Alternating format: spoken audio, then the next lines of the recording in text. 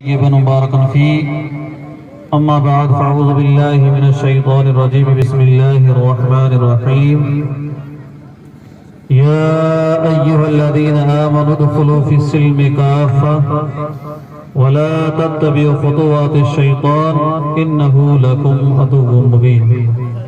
صدق اللہ العظیم۔ انتہائی عقیدت اور محبت ادب و احترام کے ساتھ سب مل کر کے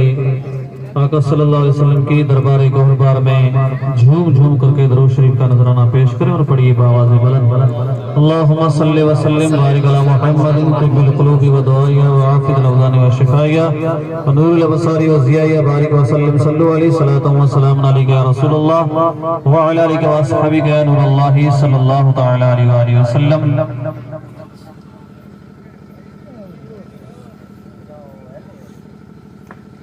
اللہ کی فضل و کرم اور اس کے پیارے حبیب صلی اللہ علیہ وسلم کی نگاہ عنایت سے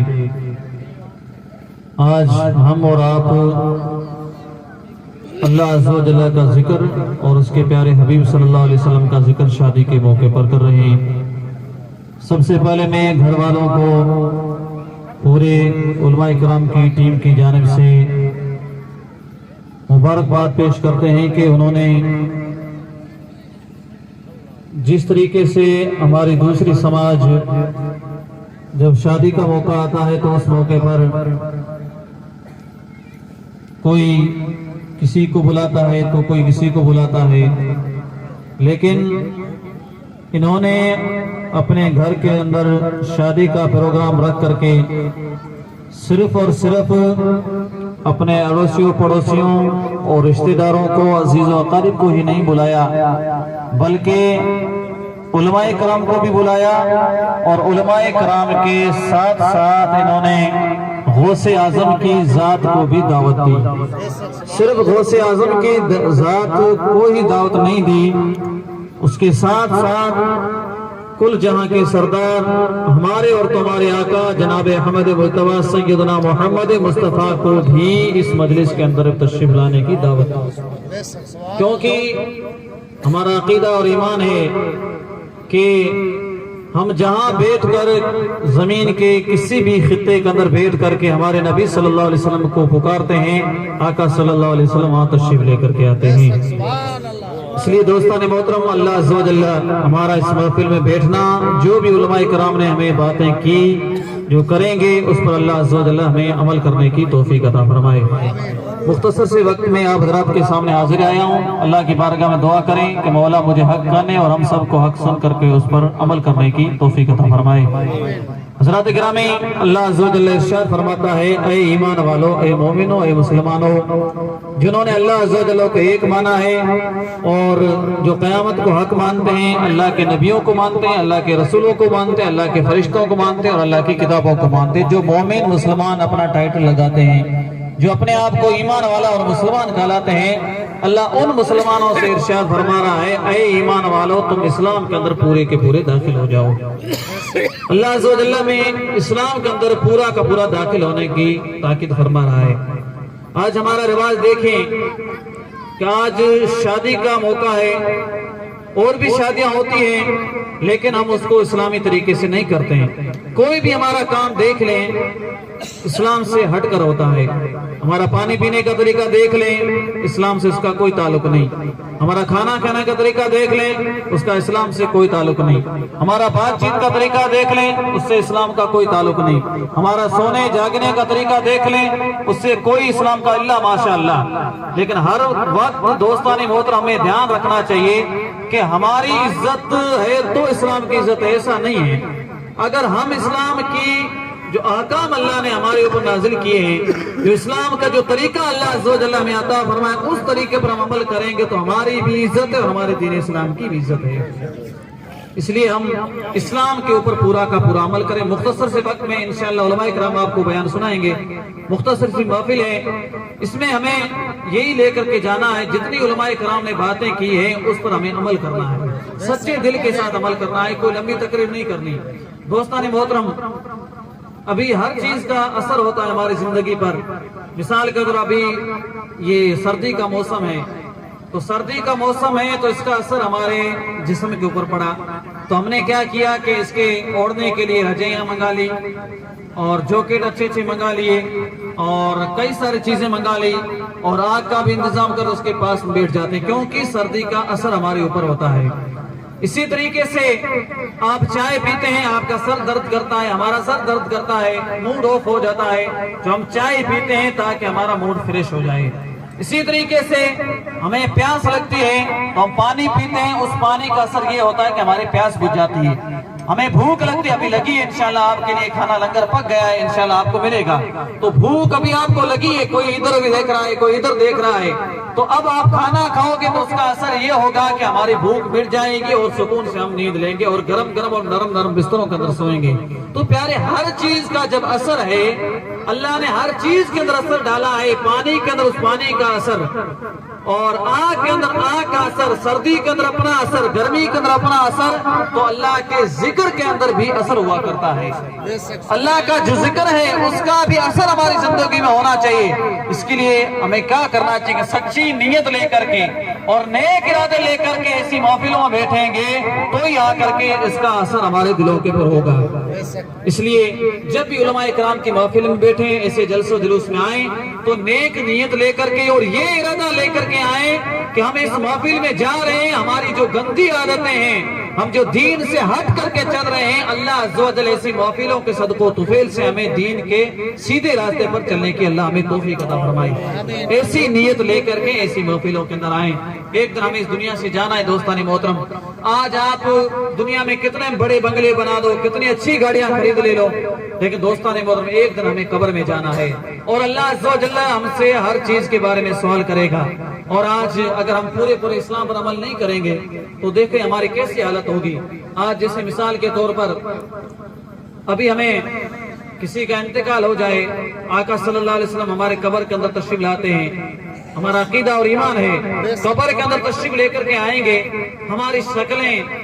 جب گندی ہوں گی، سنت کے مطابق نہیں ہوں گی اور ہم نے نمازیں چھوڑی ہوں گی، ہم نے روزے چھوڑے ہوں گے، ہم نے دین کے احکام کو فراموش کیا ہوگا، تو ہماری حالت کیا ہوگی؟ آقا صلی اللہ علیہ وسلم کا دل کتنا رنجیدہ ہوگا۔ اس لیے ایک واقعہ سنا کر کے اپنی گفتگو کو میں سمیٹ لیتا ہوں۔ لیلا مجنوں کا آپ نے قصہ تو سنا ہی ہوگا کہ ایک دن لیلا کا جو مجنوں اس کا عاشق تھا وہ جنگل کے اندر گیا اپنے دوستوں کے ہمراہ۔ وہاں جا کر کے اس نے سب کو بھوک لگی، انہوں نے کیا کیا؟ شکار کیا۔ شکار کے لیے انہوں نے سب نے مل کر کے ایک ہرن کا شکار کیا، ہرن کو پکڑا، ہرن جو ہرنی اس کو پکڑا۔ اب پکڑ کر کے مجنوں کے ہاتھ میں چھری دی کہ اے ہمارے دوست، اس ہرنی کو تو ذبح کر، پھر ذبح کرنے کے بعد اپنے سب دوست مل کر کے اس ہرنی کا گوشت کھائیں گے اور اپنی بھوک کو مٹائیں گے۔ غور سے سننا بات کو۔ تو کیا کیا کہ مجنوں نے چھری لی اور چھری لے کر کے ہرنی کو سلایا، اس کو سلا کر کے اب چھری اپنے ہاتھ میں لے کر کے جیسے ہی چھری اس ہرنی کی گردن پر چلانا شروع کرنے ہی والا تھا کہ اس مجنوں کی آنکھ ہرنی کی آنکھوں سے ملتی ہے۔ آنکھوں سے آنکھ جب ملتی ہے تو مجنوں ہرنی کو آزاد کر دیتا اور چھوڑ دیتا اور ہرنی چلی جاتی، بھاگ کر کے چلی جاتی ہے۔ سب دوستوں کو غصہ آ جاتا ہے، ارے یار کتنی کوشش سے ہم نے ہرنی کا شکار کیا تھا اور ہم کو بھوک لگی ہوئی تھی اور ایسے ٹائم میں تو نے ہرنی کو چھوڑ دیا۔ تو اس نے کہا پیارے دوستو تم سمجھے نہیں، تمہیں عشق کا پتہ نہیں، لیلا میری عاشقہ ہے اور لیلا میری محبوبہ ہے، لیلا سے میں محبت کرتا ہوں اور اس ہرنی کی آنکھیں میری لیلا کی آنکھوں جیسی ہیں اور جس کی آنکھیں لیلا کی آنکھوں جیسی ہو اور اس کی گردن کے اوپر مجنوں کی چھری چلا کرے، یہ عشق نے میرے گوارا نہیں کیا، اس لیے میں نے اس ہرنی کو آزاد کر دیا۔ میرے پیارے، اس سے میں آپ کو یہی بتانا چاہتا ہوں، کل قیامت کے روز یا کل قبر کے اندر ہم جائیں گے، ہماری اپنی شکلیں ایسی ہم بنا لیں کہ ہمارے چہرے کے اوپر داڑھی سجی ہوئی ہو، ہمارے چہروں کے اوپر نمازوں کا نور ہو، تلاوت کا نور ہو، آقا کی سنتوں کا نور ہو۔ جب قبر کے اندر جائیں، منکر نکیر آ کر کے سوال کریں اور قبر کے اندر اٹھا کر کے سوال کریں، میرے مصطفیٰ فرمائیں اے فرشتوں چھوڑ دو، تم دیکھ نہیں ہو اس کا چہرہ چمک رہا ہے میری سنتوں کے ذریعے۔ تو اس لیے پیارے، اسلام کے اندر پورے کے پورے داخل ہو جاؤ۔ ایسا نہیں کہ دوستو جب ہمارے گھر میں کوئی انتقال کر جائے مولوی صاحب کو یاد کر لیا اور خوشی کے موقع پر یاد نہ کریں، ایسا ہمیں ہرگز نہیں کرنا ہے۔ بس یہ ایسے پیارے موقع ہوتے ہیں، ہم جیسے ڈھول وغیرہ بجاتے تھے تو اس میں اللہ بھی ناراض، اللہ کا رسول بھی ناراض۔ اب یہ آج آپ نے جو محفل سجائی اس کی بہت ہی بڑی فضیلت ہے، کیونکہ شاعر کہتا ہے بس اس شعروں پر میں اپنی گفتگو کو سمیٹ لوں گا کہ محمد جو نالو جدے کو وٹھے تھو، محمد جو نالو جدے کو وٹھے تھو، قسم یا خدا جی نور ان تے وسے تھو، محمد جو نالو، یعنی جہاں حضور کا نام لیا جاتا ہے وہاں ان کے اوپر رحمتیں برسا کرتی ہے۔ سبحان اللہ۔ جتے میرے مرسل جو آئین پچارو، تے عاشقان جو لگن تھیوں کچارو، سو لطف مومنن کے ہوتے ہی قسم یا خدا جی نور ان تے وسے تھو، یعنی جہاں حضور کا نام لیا جائے وہ اللہ کی رحمتیں برستی، اور اس کا الٹا یعنی جب گیت گایا جائے ڈھول بجائے جائے وہاں کیا ہوتا ہے؟ شاعر کہتا ہے جتے ڈھولے سرے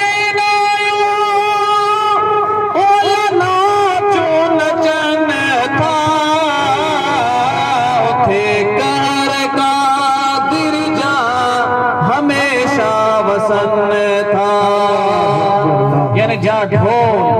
ناچ گانے وغیرہ ہوں اللہ کا غضب، اللہ کا قہر برسا کرتا ہے۔ جتے ڈھول سرے نایو ول ناچو نچن تھا، اٹھے قہر کا درجہ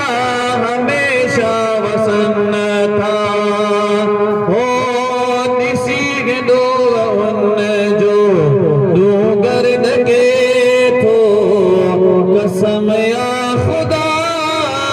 جی نور ان تے وسے تھو، محمد جناب صلی اللہ علیہ وسلم۔